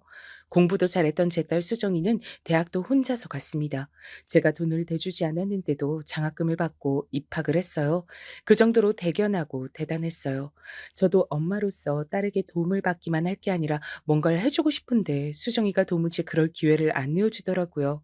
이혼하고 7년 만에 좋은 감정으로 만나는 상대가 생겼을 때도 수정이가 적극적으로 밀어줘서 제가 용기를 낼 수 있었습니다.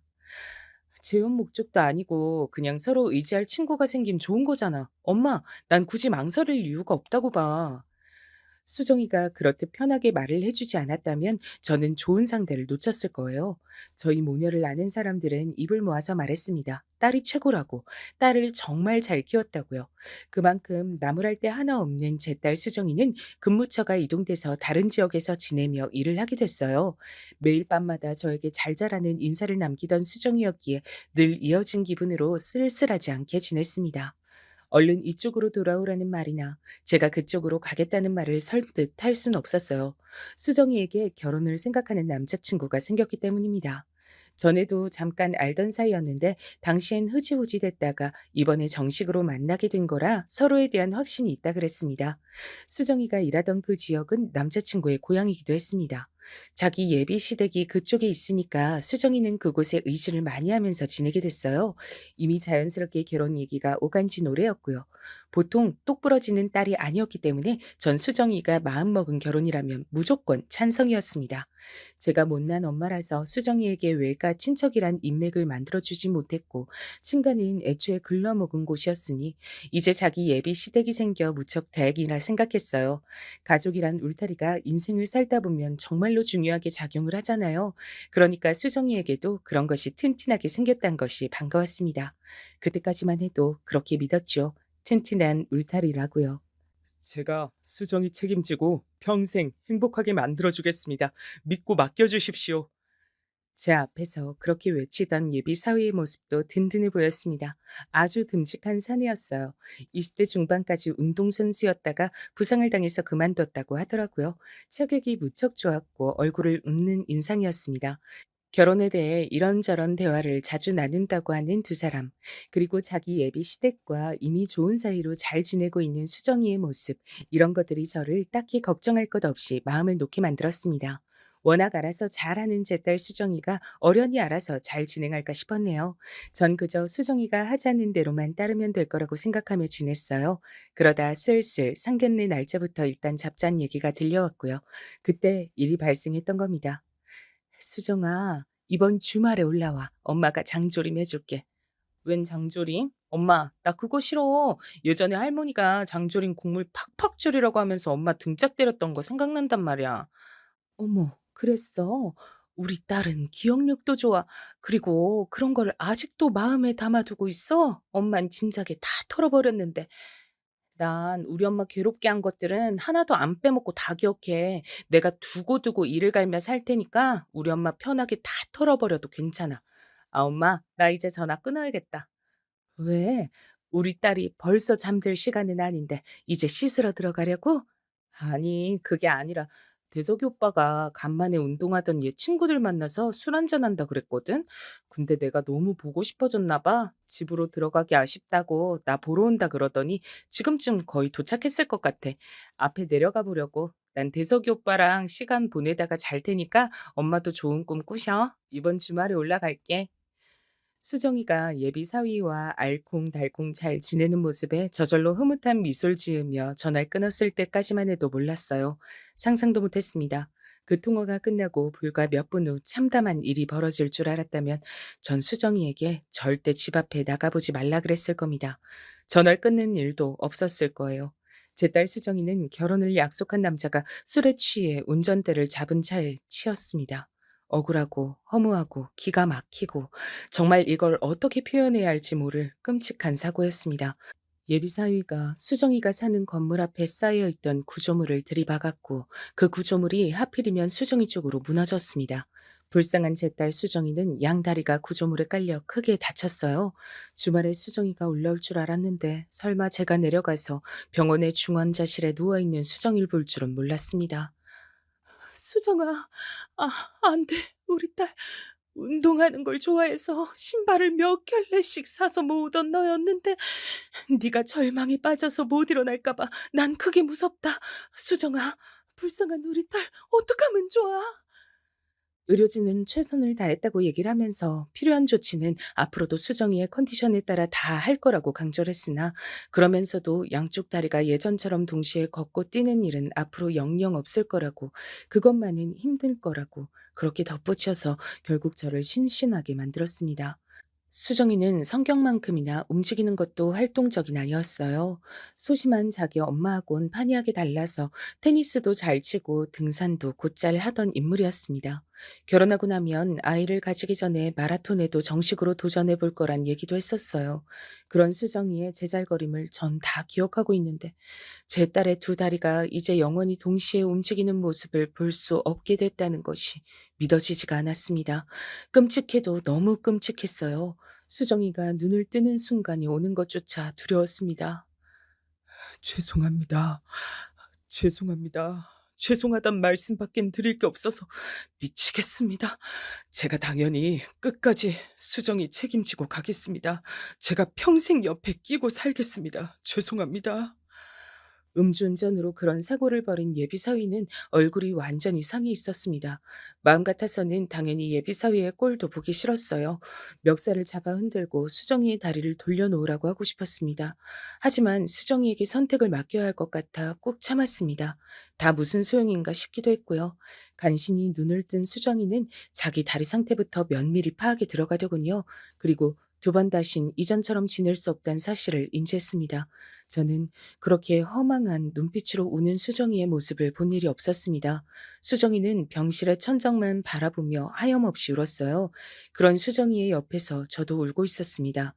그리고 저는 예비 사위가 수정이를 평생 책임지고 안고 가겠다는 입장을 밝혀왔다는 것도 상세히 알려줬죠.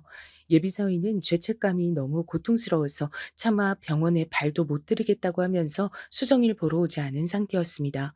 수정이가 의식을 되찾았고 컨디션도 올라오고 있으니 예비사위가 이제 방문을 할 때가 됐다고 그렇게 생각을 하던 참이었어요.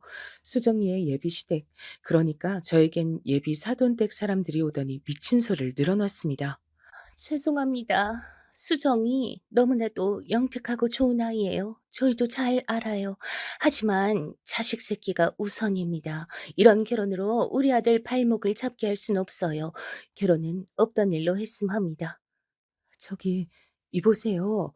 제 딸은 한쪽 발목이 으스러졌는데 발목을 잡지 말란 소리를 어떻게 하시나요, 지금? 제가 옳게 들은 건지 헷갈릴 지경이네요. 설마 이렇게나 양심 없는 집안이라고는 생각하지 않겠습니다. 저희 가족을 욕하고 손가락질 하셔도 할 말 없어요. 하지만 우리 아들 앞길 위해서라면 그 어떤 욕을 먹더라도 감수할 수 있습니다. 저도 수정이가 너무 안 됐고 미안하지만 어쩔 수 없는 건 어쩔 수 없는 거예요. 우리 아들보다 우선일 수는 없어요. 죄송합니다. 우리 아들이 멀쩡한 사람과 새로 인연 맺고 잘 살 수 있도록 그렇게 해주고 싶어요. 저는 예비 사돈댁 입에서 나온 우리 아들이란 말을 듣자마자 절 피마르게 만들었던 전 시어머니 그분이 떠올라서 머리가 어지러웠습니다. 역겨운 기분이 들어서 당장이라도 헛구역질을 하고 싶은 걸 꾹 참고 간신히 입을 열었어요. 우리 불쌍한 수정이, 제 딸, 그쪽 잘난 아들께서 술 처먹고 운전만 하지 않았어도 이런 일 당하지 않았을 거예요.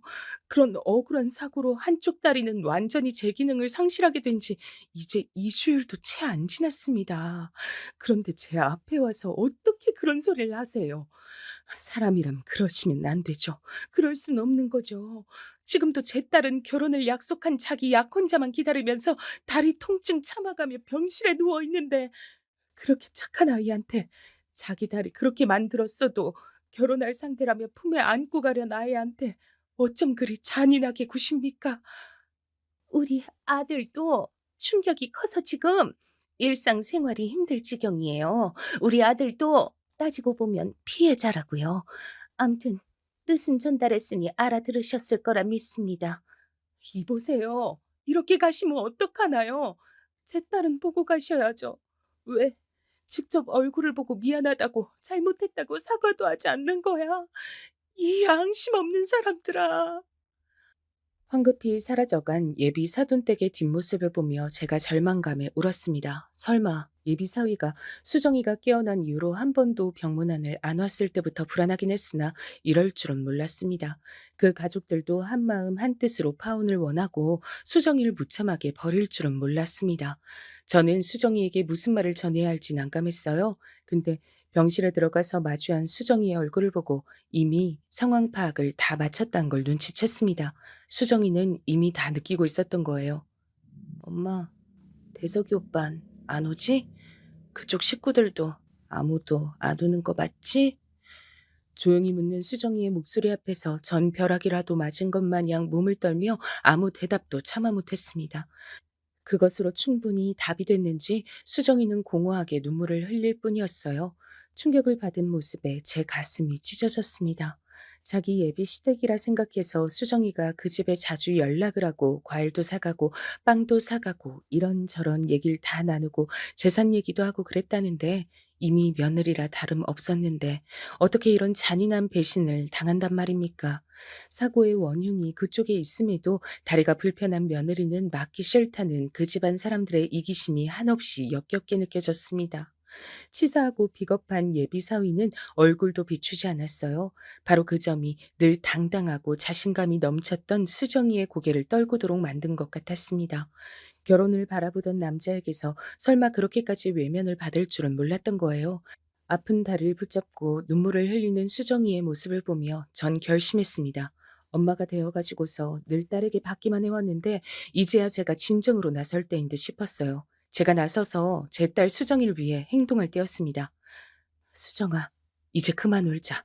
네 눈물이 아까워, 응? 나도 울기 싫어. 근데 눈물이 나오는 걸 어떡해. 내 자신이 너무 바보 같아. 평생 나만 위할 것처럼 떠들었던 그놈의 가식적인 주둥이를 확 찢어버리고 싶은데 그럴 수가 없잖아. 그럴 힘이 없잖아. 이대로 당하고 버려져야 한다는 게 분하고 억울해서 눈물이 나와. 내가 멍청해서 잘못된 사랑을 했나 봐. 엄마한테도 너무 미안해. 너는 잘못 없어.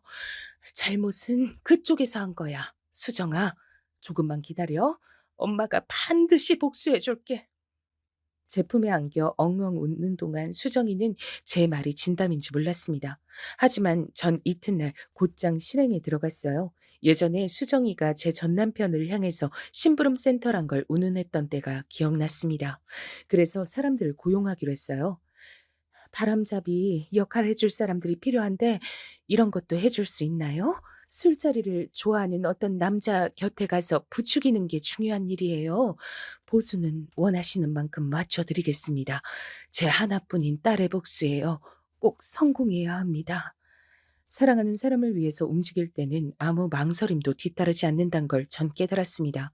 제가 원하는 상황을 유도하고 만들어줄 인력들을 구하는 동안 전 복수심에 불타올랐을 뿐 조금도 그만둬야겠다는 생각이 들지 않았거든요. 예비사위는 수정이에게 너무 미안해서 병문안도 못 오겠고 얼굴도 못 붙이겠다고 하더니 자기 가족들 뒤로 숨어서 파혼을 통보하고 친구들을 만나고 멀쩡히 일도 다니고 심지어 술자리도 가지면서 너무나도 잘 지내고 있었습니다. 그 근황에 헛웃음부터 났죠.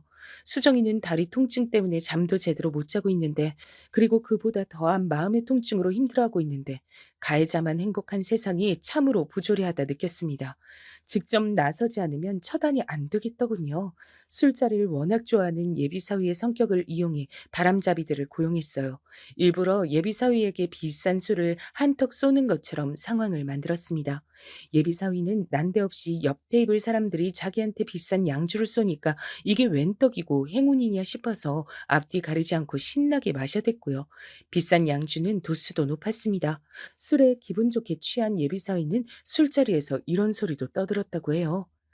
나 때문에 창창한 앞길 박살이 난 어느 불쌍한 여자를 위해 건배. 내가 한 여자의 인생을 나락으로 떨어뜨린 진짜 상남자 중에 상남자라 이겁니다. 진짜 백이 남자라면 여자 인생 망쳐놓은 걸 훈장으로 생각하고 어깨에 힘 주면서 살아야죠. 전달받은 녹음본으로 그 소리도 들었는데 피가 거꾸로 솟더군요. 그래서 더욱 후회가 되지 않았어요. 제가 고용한 바람잡이들이 예비사위에게 새벽에 아무도 안 다녀서 레이스 애호가들이 종종 모여서 단거리 운전 시합을 하는 길이 있는데 거기에 가보자고 말을 해댔어요. 강심장을 가진 부잣집 남자들만 가지고 있는 취미란 얘기를 듣자마자 예비사위가 홀린 듯 따라갔다고 합니다. 거기서 유혹에 안 넘어갔으면 예비사위는 스스로를 지킬 수 있었겠죠. 하지만 술에 잔뜩 취한 상태인데도 그런 도로에서 외제차를 몰아볼 수 있다고 하자 바로 넘어가서 또 운전대를 잡았어요. 예비사위는 애초에 상습적으로 음주운전을 하던 놈이었던 겁니다. 아무런 죄의식이 없었어요. 이야, 옛날에 단종돼서 보기 힘들어진 기종인데 오늘 만난 형님들 덕분에 몰아보게 돼서 영광입니다. 제가 저기 도로 끝까지 한번 몰아봐도 되죠? 예비 사위는 신이 나서 그 차를 타고 엑셀을 밟았습니다.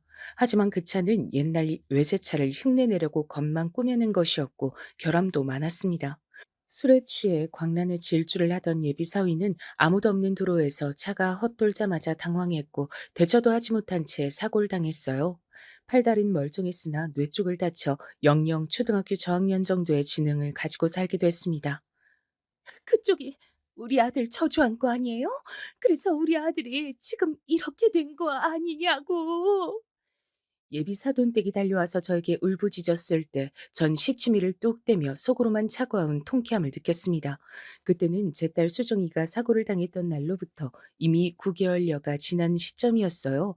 많이 힘들어했던 수정이는 조금씩 다시 삶의 의지를 키워가고 있었습니다. 그러다가 예비 사위의 소식을 접하고 나서 깜짝 놀랐던 거죠. 뭐? 엄마, 그거 진짜야? 그놈이 술 먹고 운전했다가 사고를 당해서 지능이 낮아졌다고? 그럼 그 가족들이 평생 수발 들며 살아야겠네? 음, 그렇게 됐다고 하더라. 혹시 엄마가 날 위해 복수해 준 거야? 내가 무슨 수로 그렇게 했겠어. 하늘이 노해서 벌을 내린 거지.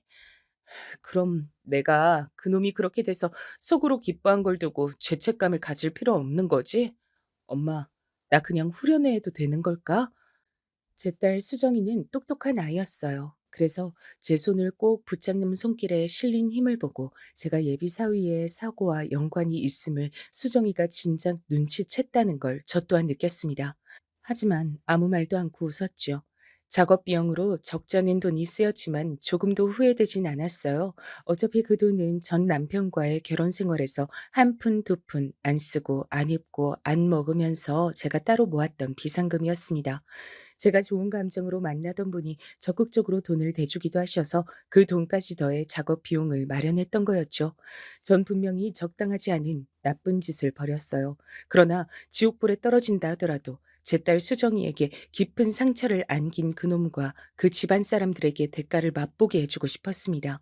그걸 지켜내고 나자 잘했다는 생각밖에 들지 않아서 옛날에 소심하고 심약한 저라는 인간은 어디로 가고 강인한 엄마의 모습만 남게 되었을까 싶더라고요. 수정이는 지금 휠체어 없이도 목발만 끼고 다닐 만큼 많이 괜찮아졌어요.